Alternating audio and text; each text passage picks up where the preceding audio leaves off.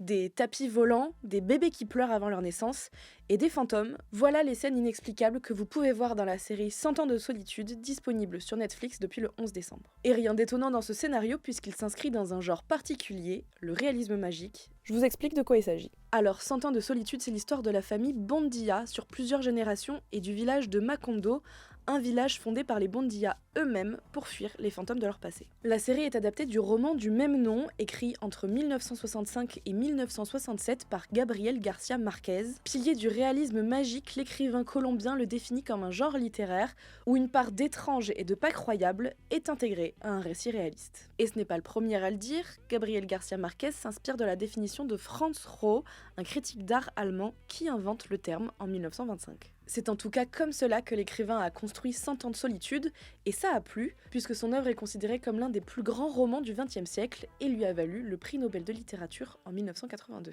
Ce que l'on peut dire en tout cas, c'est que le réalisme magique désigne des récits qui s'ancrent obligatoirement dans la réalité et le quotidien, mais où les personnages peuvent vivre et voir des événements totalement invraisemblables. Ils sont souvent en lien avec le folklore et les superstitions. C'est pour ça qu'on y retrouve souvent des fantômes par exemple. Et les personnages ne questionnent même pas l'existence de ces événements. En fait, on ne cherche pas de justification à la magie.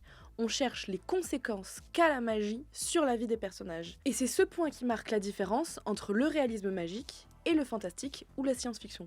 Si le réalisme magique prend initialement forme dans la peinture ou dans la littérature, il se répand de plus en plus au cinéma, et ce genre n'est pas si niche puisqu'on le retrouve dans des films que l'on connaît tous, comme par exemple Le Labyrinthe de Pan de Guillermo del Toro, Le Voyage de Chihiro de Miyazaki, ou encore Amélie Poulain ou La Cité des Enfants Perdus de Jean-Pierre Jeunet. Dans le cas de 100 ans de solitude, adapter le roman en images a été longtemps inimaginable sans dénaturer l'œuvre de Gabriel Garcia Marquez. Alors en s'attaquant à cette difficile adaptation, les auteurs de la série ont dû faire des choix. Elle ne suit donc pas totalement la même structure que le livre, et ça se remarque notamment sur la temporalité du récit, pensée comme une boucle à l'écrit, totalement linéaire à l'image.